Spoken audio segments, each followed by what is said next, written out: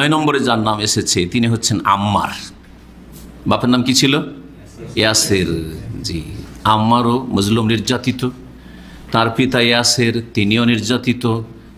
আম্মারের মা ইয়াসেরের স্ত্রী সুমাইয়া রাদিয়াল্লাহু তাআলা আনহা, তিনিও নির্যাতিত। একই পরিবারের স্বামী স্ত্রী ছেলে, এই 3 মা বেটা। জি, রাদিয়াল্লাহু আনহুম আজমাইন।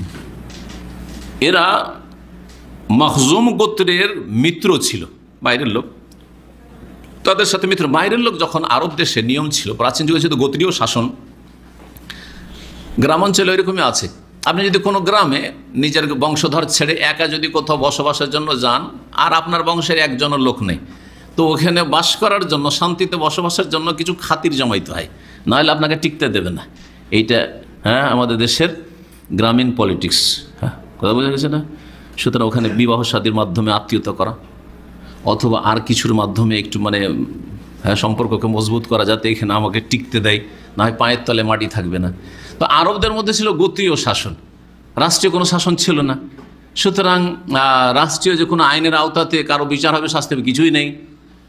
জোর যার মুলুক তার, যে বংশের গায়ে জোর আছে ওই বংশেরই সব কিছু। দুর্বলদেরকে খেয়ে ফেলতো। এখন মাত্র ধরেন একটা ফ্যামিলি, এই আম্মারের বংশ, আম্মার বিন ইয়াসের, এরা এসে মক্কায় বসেছে, কেমন করে বাস করবে?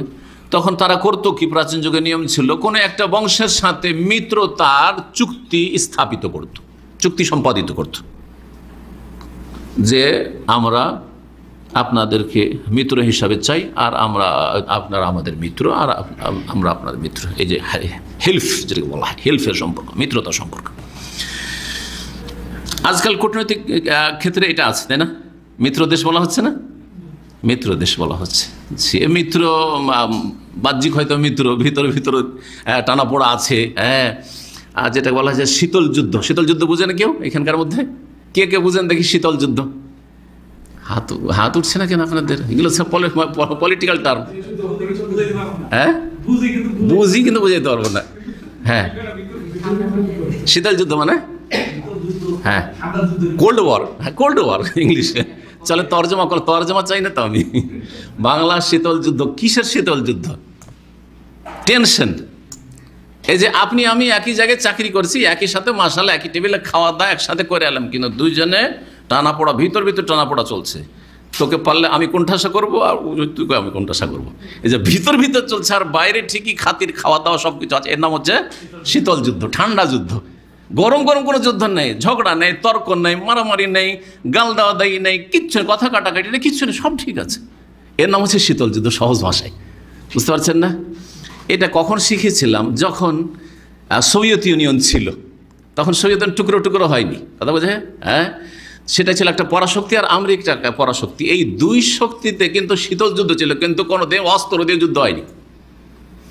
আমেরিকা চাইতো যে সোভিয়েতকে ভেঙে চুরমার করবো, আর সোভিয়েত চাইতো যে আমেরিকাকে চুরমার করব, তাই না? এর মাঝখানে যা হওয়ার হয়ে গেল, যেটা আল্লাহর ফয়সালা ছিল। বোঝা গেছে তো?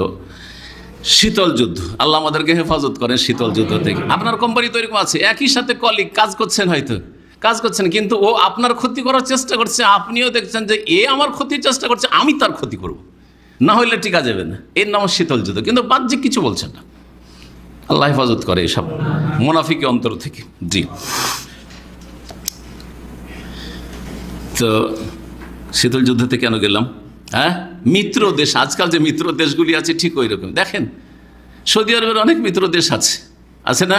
কিন্তু ভিতর ও শত্রুর সাথে, সৌদি আরব শত্রুর সাথে আছে।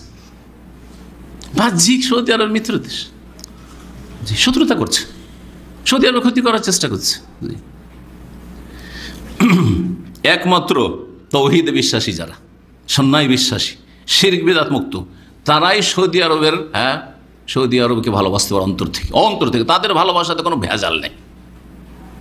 কি জন্য ভালোবাসা? কারণ আল্লাহর জন্য ভালোবাসা। সৌদি আরবের জন্য ভালোবাসে, যেটা তৌহিদ আছে, এখানে শিরক নেই। সৌদি আরবের জন্য ভালো, এখানে সুন্নত আছে, বিদআত নেই।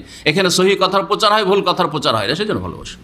এখানে খাঁটি ইসলাম পাওয়া যায়, ভেজাল নেই এখানে ইসলামে, এই জন্য ভালোবাসি। এই ভালোবাসাতে কোনো ঝামেলা নেই, দুনিয়ার গরজ নেই, স্বার্থ নেই।